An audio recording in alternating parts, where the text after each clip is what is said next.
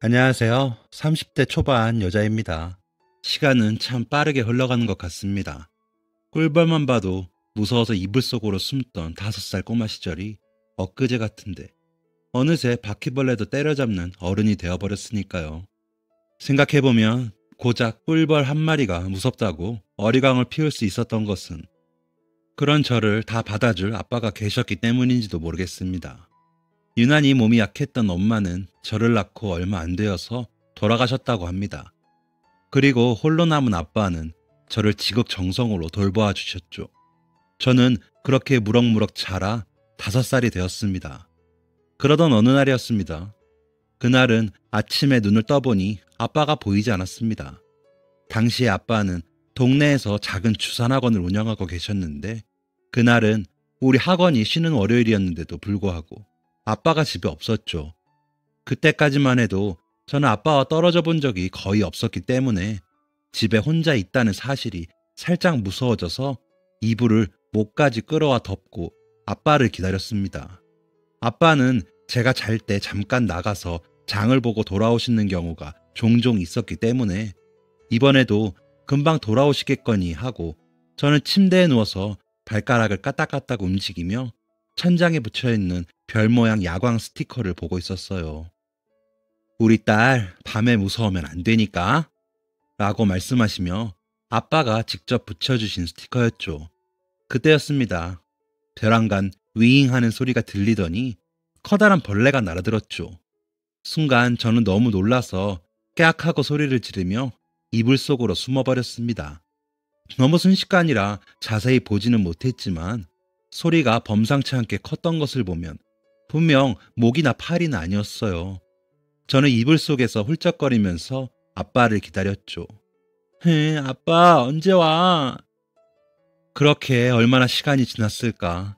현관문이 열리는 소리가 나더니 마침내 아빠의 목소리가 들렸습니다. 나연아, 아빠 왔다. 저는 아빠의 목소리를 듣자마자 이불 밖으로 뛰쳐나와 아빠의 목덜미에 안겨 엉엉 울었습니다. 아빠 왜 이제 와? 나 얼마나 무서웠는데. 아빠는 깜짝 놀라셔서 왜 그런지 물으셨고 저는 집에 벌이 들어왔다고 빨리 아빠가 잡아달라고 울면서 말했죠.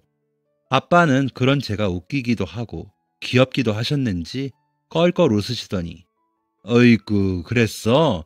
이런 나쁜 벌. 감히 우리 나윤이를 무섭게 하다니. 걱정 마.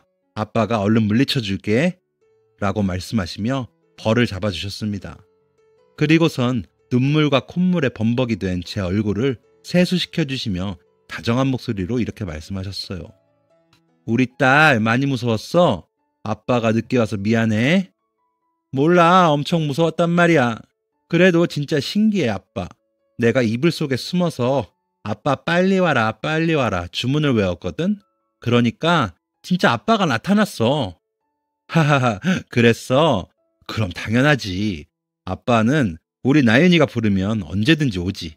그런데 나연이 너 꿀떡은 그렇게나 좋아하면서 꿀벌은 또 무서워? 그거랑 그거는 다르지. 이거 꿀벌들이 서운하겠어. 안 되겠다. 여왕벌한테 전화해서 우리 집에 한번 초대를 해야겠어. 안 돼, 아빠 하지 마. 미안. 아빠가 나윤이 귀여워서 장난친 거야. 어이구 놀랐어? 그렇게 저는 아빠의 사랑 속에서 넉넉하지는 않은 형편이었지만 행복하게 지냈습니다. 그런데 저희 친할머니의 눈에는 그런 저희 가족이 못마땅하셨나 봅니다. 할머니는 가끔 반찬을 챙겨주시러 집에 오셨는데 그럴 때마다 아빠를 붙잡고 애만 키우지 말고 빨리 새장가를 가라고 하셨어요. 예, 어제 옆집 수영이 엄마가 그러는데 참한 아가씨가 하나 있다고. 너 소개시켜주면 어떻겠냐고 묻더라. 얘기 들어보니까 얼굴도 예쁘고 아주 사람이 괜찮은 것 같아. 한번 나가서 만나봐. 아빠는 할머니의 말씀을 듣자마자 딱 잘라 거절하셨죠. 아, 엄마는 참 또 쓸데없는 얘기를 하고 그래요. 나 여자 안 만난다니까. 할머니는 속이 탄다는 듯 말씀하셨어요.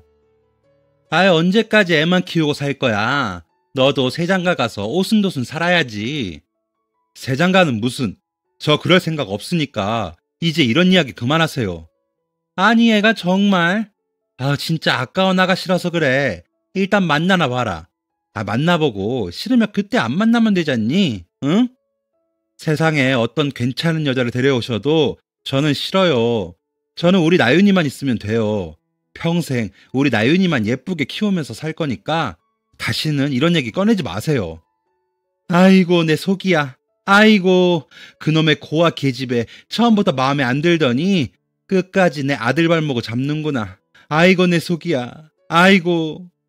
어머니 나연이도 있는데 무슨 말씀하시는 거예요? 이러실 거면 가세요.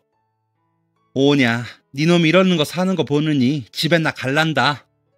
할머니께서는 그렇게 소리치시곤 집으로 가버리셨고 집에 둘만 남게 되자 저는 아빠에게 조심스럽게 말을 꺼냈습니다. 아빠, 아빠 결혼할 거야? 아빠는 제 질문에 깜짝 놀란 듯 보이시더니 이내 저를 보고 따뜻하게 웃어주시며 이렇게 말씀하셨습니다.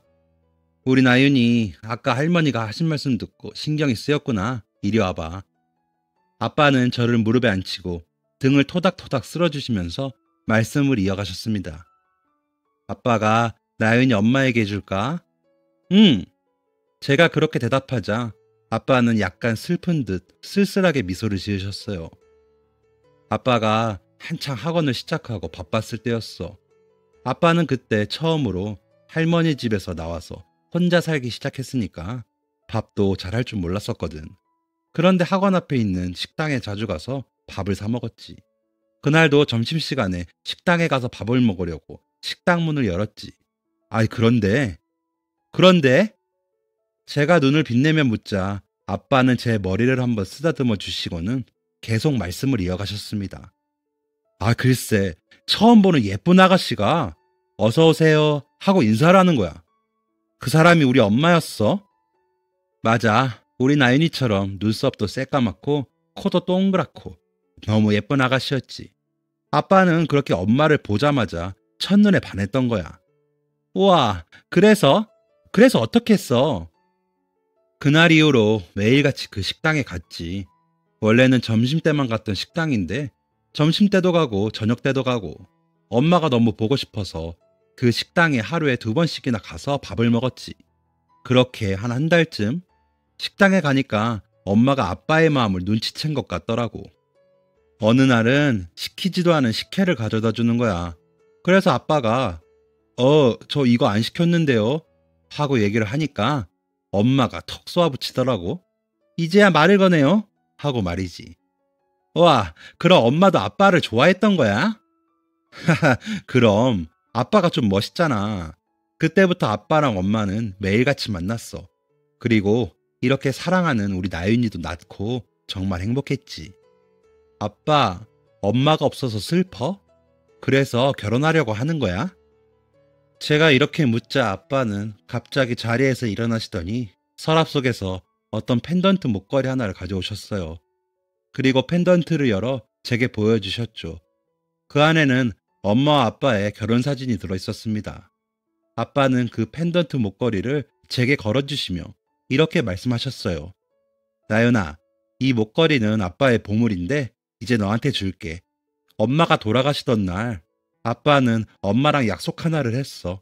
아빠가 엄마 목까지 평생 우리 나윤이 지켜주기로 말이야.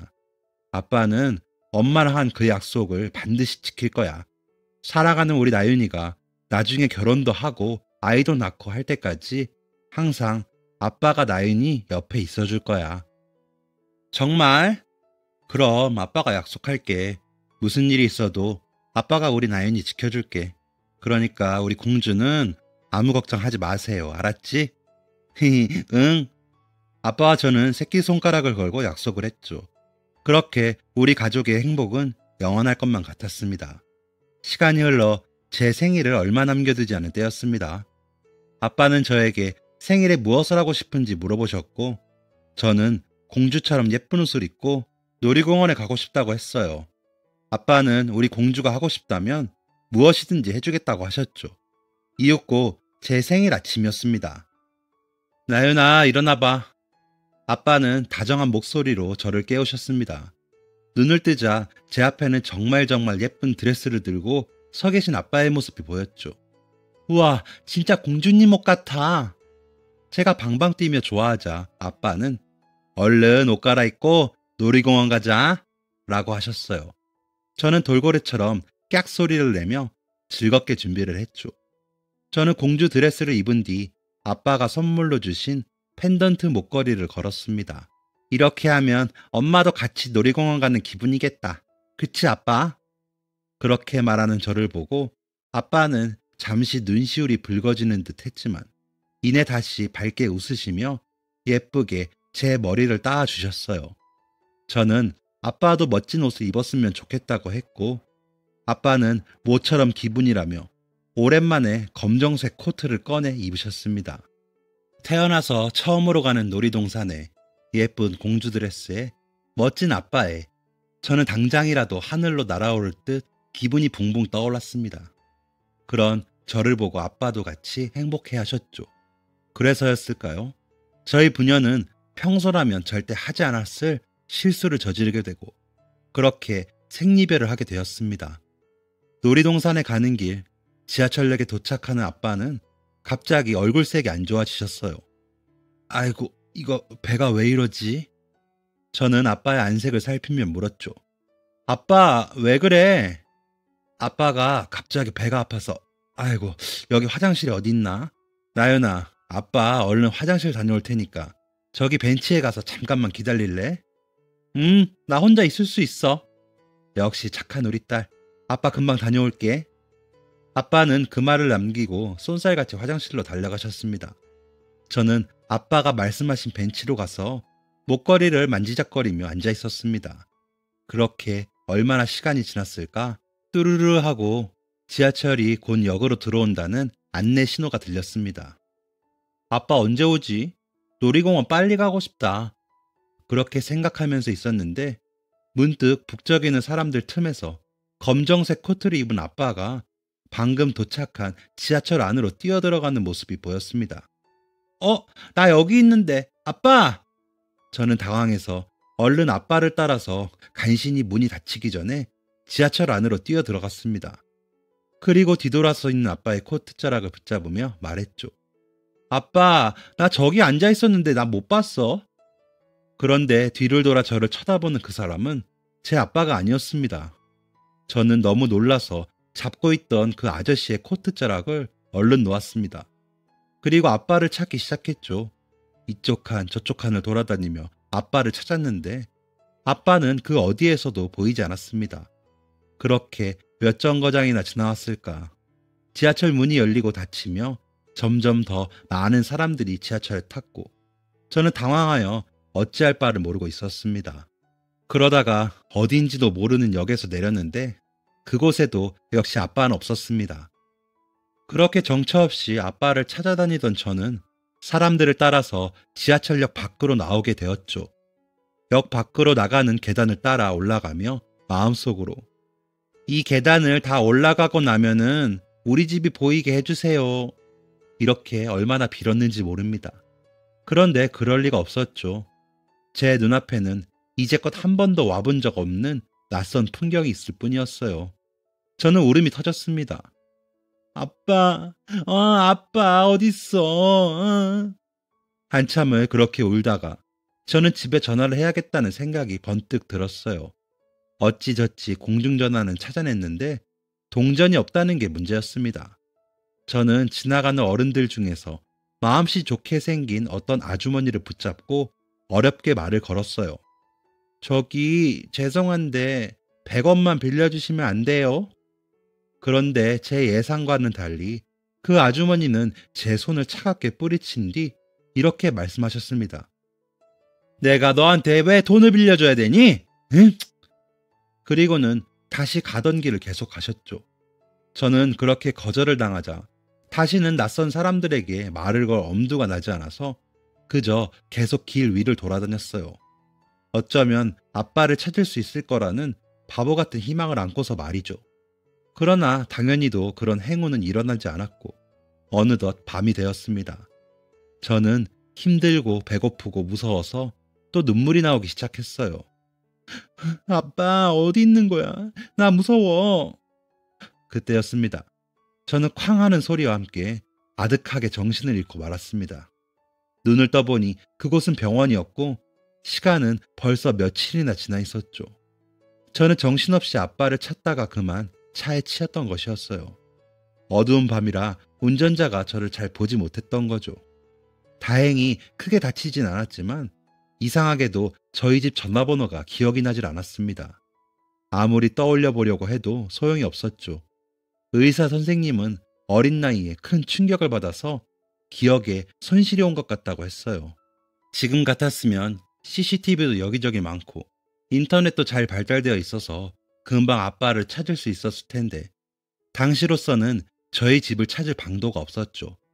제가 가지고 있는 것이라고는 아빠가 주신 펜던트 목걸이와 그 안에 있는 엄마와 아빠의 사진이 전부였습니다.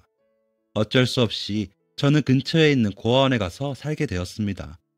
경찰 아저씨들은 아빠를 꼭 찾아주겠다고 약속하셨지만 기약 없는 약속일 뿐이었죠.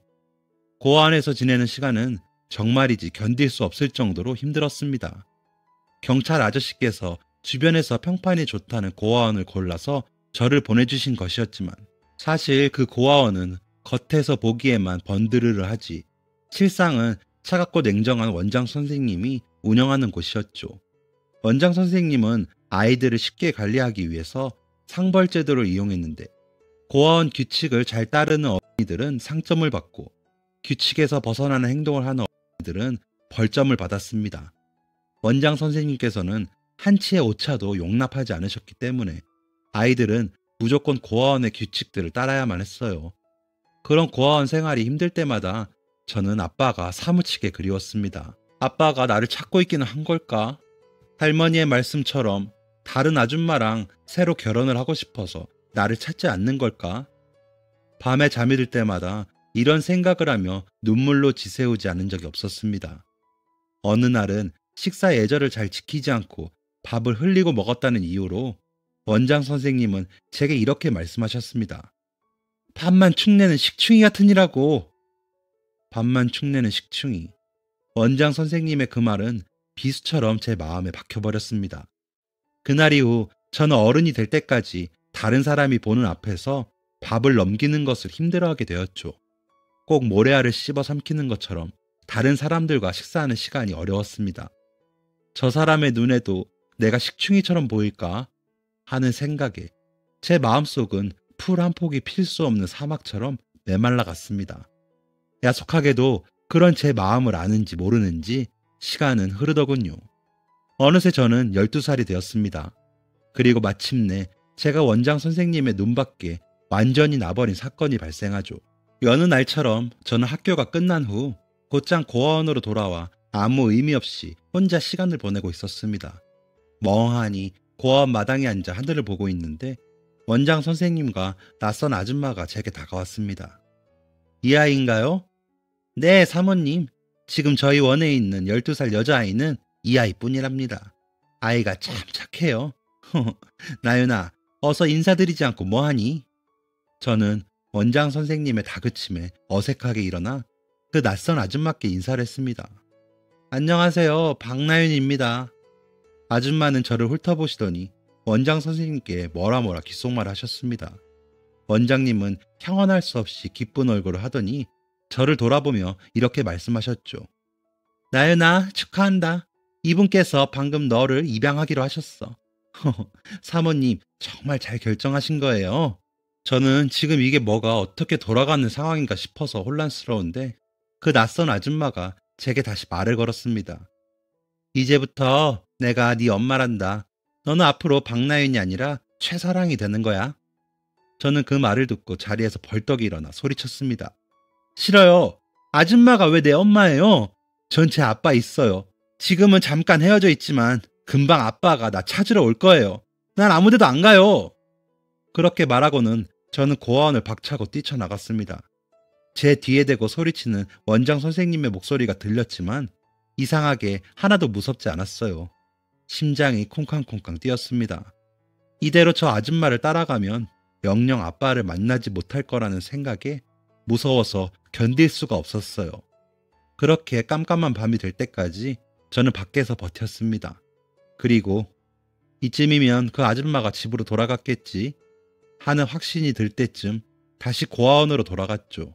제가 고아원에 다시 모습을 드러내자 원장 선생님은 기다렸다는 듯이 제게 다가왔어요. 그러더니 넌 왜 네 복을 네가 차니? 벌써 6년이다 얘. 네 아빠가 너를 찾으려면 벌써 찾았겠지 하고 말씀하셨습니다. 저는 그 말을 듣고 눈물만 흘릴 뿐이었죠. 인정하고 싶지 않았지만 원장 선생님의 말씀이 맞았기 때문이었어요. 저는 벌써 12살이나 되었고 6살 때와는 모습이 많이 달라져 있었죠.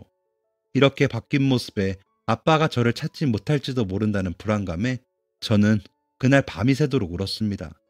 그리고 원장 선생님의 말이 맞았다는 것을 증명이라도 하듯이 제가 20살이 되어 고아원을 떠날 때까지 아빠는 저를 찾아오지 않으셨죠. 저는 20살이 되자마자 고아원을 도망치듯 떠났습니다. 그리고 정부에서 주는 작은 독립자금으로 달동네 허름한 옥탑방을 얻었습니다. 옥탑방에 짐을 들여오던 날 바퀴벌레가 있는 것을 보고 저는 소스라치게 놀라 비명을 질렀습니다. 아, 벌레! 그리고 얼마 지나지 않아 저는 허탈하게 웃음을 지을 수밖에 없었습니다. 이제는 무섭다고 비명을 지른다고 한들 저를 지켜줄 아빠가 없었기 때문이에요. 항상 아빠가 나연이 옆에서 있어줄게. 그렇게 말씀해 주셨던 아빠의 목소리가 귓가에 들리는 듯 했어요. 그래도 슬픈 것은 슬픈 것이고 바퀴벌레는 바퀴벌레이니 저는 용기를 내서 신발을 벗어 바퀴벌레를 때려잡았죠. 만약 아빠가 이런 저를 본다면 오구 우리 애기가 이제는 바퀴벌레도 잡을 수 있어? 많이 용감해졌는걸? 하고 웃어주셨을 텐데 저는 텅 빈 방을 보며 그렇게 쓸쓸한 생각을 했답니다. 큰 짐들을 다 정리하고 나서 저는 책상 위에 펜던트를 올려두었어요. 너무 오래되어서 목걸이줄이 끊어져서 더 이상 착용할 수가 없었거든요. 저는 엄마와 아빠의 사진을 보며 말했습니다. 엄마, 아빠, 나 오늘 독립했어. 여기가 내 집이야. 어때? 근사하지? 나중에 꿈에서라도 우리 집 구경하러 와. 알았지? 저는 말을 하다가 목이 메어서 얼른 눈가를 훔쳤습니다. 그렇게 또 시간은 흘러갔고 저는 어느덧 30이 넘는 나이가 되었습니다. 거울을 보니 이제 완연하게 어른이 된 여자의 얼굴이 보였습니다. 어릴 때와 너무 달라서 이제는 길에서 스쳐 지나가도 아빠가 나를 알아볼 수 없겠구나 하는 생각에 한숨이 푹 나왔습니다. 20대 때만 해도 소원을 빌 기회가 생기면 아빠가 빨리 나를 찾게 해주세요 하고 바랐었지만 이제 와서 저는 아빠를 찾겠다는 희망을 거의 내려놓았습니다. 살아 계시기는 한지조차 알 수 없었죠. 그런 제 마음은 아랑곳 없이 시간은 속절없이 흐르고 길거리에 캐롤이 울려 퍼지는 것을 보니 어느덧 한 해를 마무리 지을 때가 다가오고 있었죠. 저는 여느 때처럼 퇴근을 한 뒤 종종 걸음으로 집으로 향하고 있었습니다. 그리고 우연히 거리에 설치된 크리스마스 트리를 보게 되었죠. 말랑말랑한 감정 같은 것, 이미 다 버렸다고 생각했는데 저는 갑자기 괜히 감상적이 되어서 트리 앞에 서서 두 손을 모으고 섰습니다. 그리고 속으로 기도했습니다. 혹시 누군가 제 목소리를 듣고 계시다면 저는 아빠가 보고 싶어요. 단 한 번이라도 좋으니까 아빠를 한 번만 만나게 해주세요. 그러다가 이게 다 무슨 소용이야. 나도 참 바보 같아. 하고 생각한 뒤 집으로 터덜터덜 걸어갔습니다. 생각해보니 이 옥탑방도 계약 기간이 얼마 남지 않아서 이제 곧 이사를 가야 했는데 이렇게 마음 들 곳 없이 정처 없이 떠도는 삶이 대체 언제 끝나는 걸까? 끝나긴 하는 걸까? 그런 생각에 사로잡혀 점점 다리에 힘이 빠졌습니다. 그러나 그런 제 기분과는 상관없이 이삿날은 다가왔죠. 저는 혼자 살아서 짐이 별로 없었기 때문에 반포장 이사를 신청했고 이삿짐 센터에서는 2명의 직원이 오셨습니다. 한 사람은 중년의 남자분이었고 다른 한 분은 모자를 푹 눌러 쓰고 계셔서 얼굴이 잘 보이진 않았지만 나이가 지긋하신 남자분이었습니다. 나이가 드셔서 짐 나르기 힘드실 텐데 이삿짐 센터 일을 하시네. 저는 그렇게 짧게 생각한 뒤 정신없이 이삿짐을 싸고 나르기 시작했습니다. 저와 젊은 직원분은 함께 부엌에서 짐을 챙기고 있었고, 나이가 지긋하신 직원분은 방에서 짐을 챙기고 계셨는데, 갑자기 방에서 울부짖는 소리가 들려오기 시작했습니다. 깜짝 놀라서 방으로 달려가 보니 나이가 지긋하신 그 직원분이 제 화장대 위에 올려져 있던 펜던트를 끌어안고 울고 계셨습니다. 저는 이게 다 무슨 일인가 싶어서 놀라서 서 있는데, 그분은 천천히 쓰고 계시던 모자를 벗으시더니 저를 보며 이렇게 말씀하셨습니다. 나윤아. 순간 저는 번개라도 맞은 듯 충격에 빠져 움직일 수 없었습니다. 아빠였어요. 꿈에도 잊은 적 없는 얼굴. 제 아빠였습니다. 아빠? 아빠는 눈물이 가득한 눈으로 저를 보고 고개를 끄덕이셨습니다. 저는 그래도 아빠에게 달려가 아빠의 품에 안겼습니다. 그리고 이내 오열하기 시작했죠. 아빠 어디 있었어? 대체 어디 있었던 거야? 내가 얼마나 찾았는데. 미안하다, 나윤아. 아빠가 미안해. 우리 애기 어느새 이렇게 훌쩍 자랐어. 무슨 일이 있어도 나를 지켜준다며 항상 내 곁에 있겠다더니 이게 뭐야? 미안해, 나윤아. 아빠가 다 잘못했어. 어디 얼굴 좀 보자. 맞네. 정말 우리 나윤이가 맞네. 아빠와 저는 그렇게 서로를 끌어안고 한참을 울었습니다. 그동안 가슴에 쌓여있던 응어리를 다 쏟아내듯이 저희는 한참이나 그렇게 눈물만 흘렸어요. 그렇게 한 차례 폭풍 같던 시간이 지나고 아빠와 저는 지난 이야기를 하기 시작했습니다. 지하철역에서 아빠를 잃어버린 뒤 교통사고를 당했던 이야기, 고아원에서 힘들었던 이야기.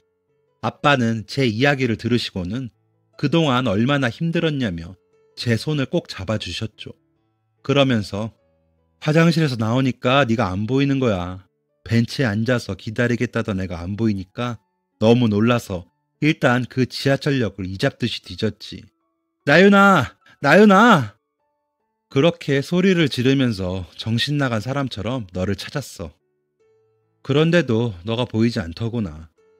경찰서에도 신고를 했지만 감감무소식이었어. 흥신소에도 너를 찾아달라고 의뢰를 했는데 거기서도 널 찾을 방법이 없다고만 했어. 이름이라도 특이했으면 모를까. 세상에 박나윤이라는 이름을 가진 어린이가 너무 많다면서. 아빠는 다 내 탓인 것만 같았단다. 이름을 왜 나윤이라고 지었을까? 더 특별한 이름을 지어줬다면 지금쯤 너를 찾았을까? 아니, 애초에 왜 너를 혼자 두고 난 화장실을 갔던 걸까? 아빠는 그렇게 말씀하시며 가슴이 너무 아프신 듯 한 차례 다시 눈물을 흘리셨어요. 그리고는 계속 말씀을 이어가셨습니다. 설상가상으로 컴퓨터 학원들이 생기면서 주산 학원들은 망해버렸지. 더 이상 흥신소에 줄 돈도 마련할 수가 없었어. 딸을 잃어버린 주제에 딸을 찾을 돈조차 없었던 거야. 세상에 이렇게 무능력한 사람이 있나. 하루라도 가슴을 쥐어뜯지 않은 날이 없었단다. 저는 아빠의 이야기를 들으면서 눈물을 흘렸어요. 아빠가 그런 시간을 보내고 계신 줄도 모르고 나를 찾아오지 않는다며 아빠를 원망했던 제 자신이 미웠습니다. 아빠와 함께 오신 직원분은 저희의 이야기를 듣고 눈물을 훔치시고는 말씀하셨습니다. 한 번은 형님한테 물었어요. 나이가 이렇게 지긋하신데 왜 이렇게 힘든 일을 하시느냐고. 그러니까 형님은 꼭 찾아야 하는 사람이 있는데 찾지를 못해서 이렇게 이사일이라도 하면서 집집을 누비고 있다고. 그러다 보면 기적이 일어나 그 사람을 찾을 수도 있지 않을까 하는 생각에 이 일을 한다고 하셨죠. 그런데 정말 그 기적이 일어났네요. 아빠는 제 손을 꼭 붙잡으시고는 말씀하셨습니다. 네 생일 때마다 촛불 켜놓고 빌었어. 우리 딸 울지 않게 해주세요. 아프지 않게 해주세요. 길을 지나가다 떡집에서 파는 동그란 꿀떡을 볼 때마다 우리 나윤이가 좋아하던 건데 하는 생각에 그 자리에 주저앉아 울었지. 아마 아빠를 본 다른 사람들은 저 아저씨가 미쳤나 했을 거야. 주위 사람들이 잊으라고, 산 사람은 살아야지라고 하는데 아빠는 그 말이 제일 듣기 싫었단다. 나윤이 널 찾기 전까진 난 살아도 산 목숨이 아닌데 아무도 그 마음을 모르더구나. 그래도 이제 되었어. 널 이렇게 찾았으니 이제 아빠는 당장 죽어도 여한이 없어. 저는 아빠의 그 말에 다소 진정되었던 마음이 다시 요동쳤고 또 왈칵 눈물을 쏟았습니다. 그리고 아빠와 저는 이제 다시 헤어지지 말자고 굳게 손을 마주 잡았습니다. 그날 밤 저는 펜던트를 손에 쓸어보며 마음속으로 이렇게 말했습니다. 엄마, 생살이 찢긴 듯 아파하며 서로 그리워하는 아빠와 제가 안쓰러워서 이렇게 저희를 만나게 해주신 거죠. 고마워요. 때로 세상은 알 수 없는 방식으로 사람들에게 기적을 선사하는 것 같습니다. 더 이상 마음 아파하지 말라고, 울지 말라고 말이죠. 크리스마스의 기적이 바로 이런 것일까요? 이제부터 저는 아빠와 행복하게, 무조건 행복하게만 살 거예요. 저희 부녀의 앞날을 위해 함께 기도해 주세요. 감사합니다. 지금까지 사연 들어주셔서 감사합니다. 사연이 재밌으셨다면 구독과 좋아요를 눌러주세요. 감사합니다. 안녕히 계세요.